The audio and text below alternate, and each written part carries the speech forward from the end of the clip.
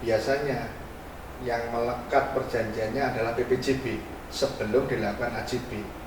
Nah, disitulah yang sering kali konsumen itu tidak mau membaca. Jadi saran saya, dalam perjanjian apapun itu sebaiknya dibaca. Benar-benar dirunut dari atas sampai bawah ya. Kalau tidak tahu ditanyakan, jangan buru-buru tanda tangan.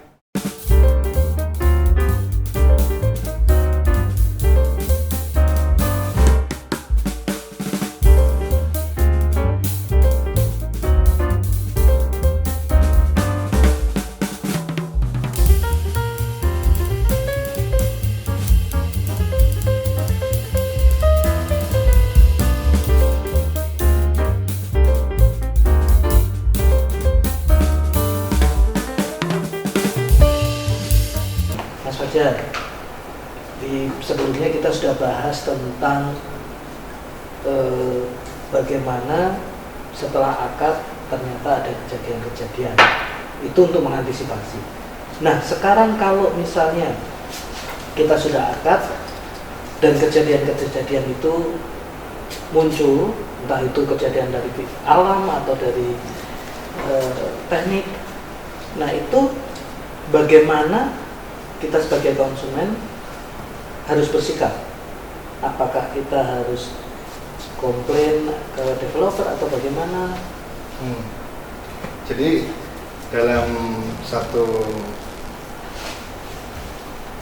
perjanjian jual beli itu ada yang namanya surat pemesanan rumah atau SPR. Biasanya atau sudah lazim bahwa seorang konsumen itu dan developer itu melakukan sebuah kesepakatan awal itu dengan SPR setelah si konsumen itu melakukan booking fee.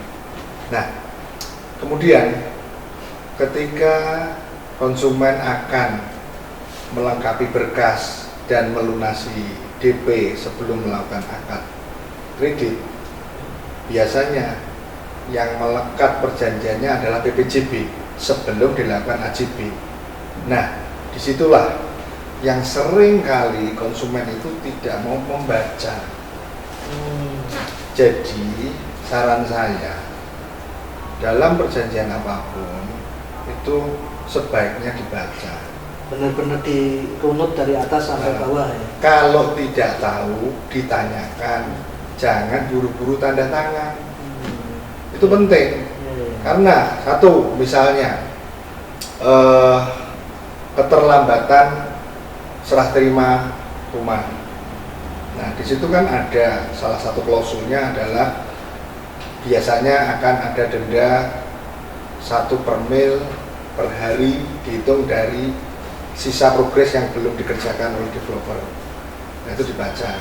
Terus kalau itu dibaca belum paham, ya ditanyakan. Kalau perlu ditanyakan kepada notaris, ya kan? Salah satu klausulnya seperti itu. Terus kalau misalnya dari sisi kualitasnya tidak disebutkan klausulnya, ya minta disebutkan. Saya minta PPJB-nya dengan kualitas yang baik, dengan aman. Misalnya aman tuh disebutkan strukturnya sesuai dengan standar nasional Indonesia. Terus dari sisi kelistrikannya aman, sesuai. Terus kalau terjadi masalah, apakah developer, masalah itu tentunya yang vital ya, apakah developer mau mengganti rumahnya atau memperbaiki dengan kualitas yang sesuai dengan ekspektasinya. Ya, intinya itu ada satu perjanjian yang harus dibaca dan kalau tidak tahu ditanyakan. Kalau kurang perlu ditanyakan lagi. Kalau perlu pada saat akan ditanyakan kepada notaris. Klausul ini maksudnya apa? Nah, dari kita mengetahui itu, paling tidak yang pertama, kita juga tahu bagaimana kita melangkah untuk komplain. Tahu bagaimana bahwa kita itu ternyata memang harus menunggu. Nah, tidak hanya karena kita sudah punya acuan itu. iya. Jadi hal semacam itu memang harus dibaca secara detail. Kalaupun ada yang tidak tahu ya ditanyakan. Simpelnya itu sih. Tapi contohnya selain itu apa Mas Nano yang sering terjadi? Kadang mungkin kan dari kejadian teman-temannya Mas Nano kan nggak ada. Itu yang pernah terjadi juga ya setelah apa namanya rumah sudah mulai beres, tapi ternyata ada apa fasilitas yang belum terpenuhi. Terutama misalnya waktu itu ada teman saya itu yang jalan untuk masuk ke perumahannya karena melewati perkampungan itu ternyata belum dibenahi. Oh iya. Padahal ya sebenarnya perumahannya udah beres, ditinggali tapi jalan itu belum. Oh iya. Kalau masih seperti itu sih, menurut saya itu tinggal tergantung dari approach-nya si konsumen dengan baik-baik. Pak, minta tolong itu jalan masuknya segera diselesaikan. Dia pasti akan berpikir, Pak nanti kalau nggak selesaikan saya kan bisa dong ngomong teman-teman saya mau beli di sini, tapi jalan masuknya rusak Pak. Nah, itu adalah salah satu trik. Tapi dia pun akan berpikir bahwa sebagai developer berpikir kalau ini tak benerin sekarang, nanti truk masuk rusak lagi. Berpikirnya seperti itu.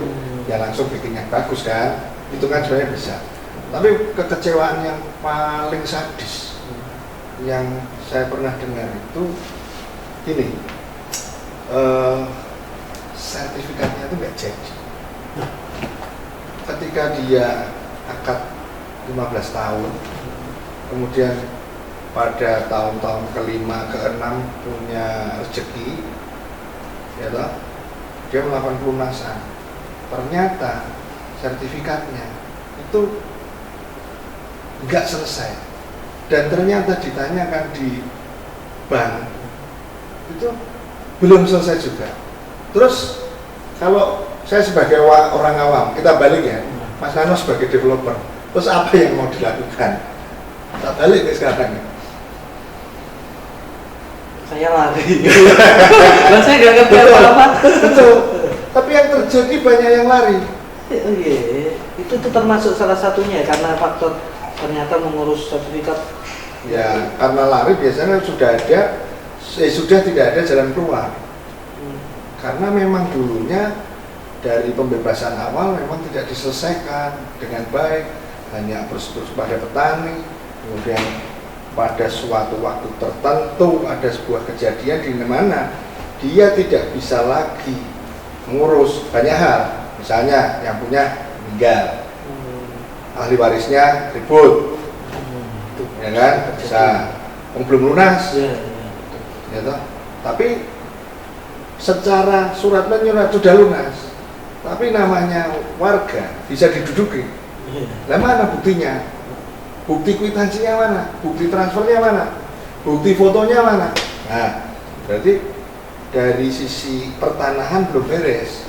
Jadi dia tidak bisa memberikan kewajiban kepada konsumen untuk menyelesaikan hak dari sertifikat tersebut. Padahal sudah lunas, itu bisa banyak faktor. Bisa dijual untuk upgrade, beli lagi, ya kan? Atau mungkin di tengah perjalanan belum lunas mau di take over, secara take over tapi yang secara rule-nya bank, bukan take over bawah tangan. Kalau take over bawah tangan nanti ada penjelasan lagi lah Mas Ano, karena itu lebih detail lagi. Bicara legal ya. Oke, ini kalau misalnya hal-hal seperti itu terjadi, memang kalau pengembangnya atau developernya lari ya, konsumen cenderung lebih susah ya, udah enggak. Ya, artinya kayak beli mobil bodong lah, ada barangnya nggak ada suratnya. Iya, betul. Padahal untuk menyatakan kepemilikan secara sah itu dari sertifikat, apalagi dijanjikannya SHM, karena SHM itu udah kepemilikan yang sudah absolut, sudah tidak bisa diganggu gugat.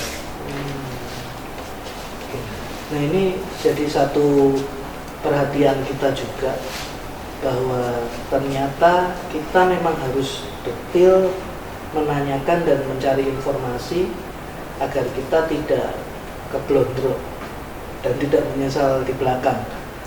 Sehingga kita benar-benar harus jeli dalam memilih dan menentukan mana rumah yang akan kita ambil nantinya dan mana developer yang akan kita percayakan untuk pengembangan rumah kita.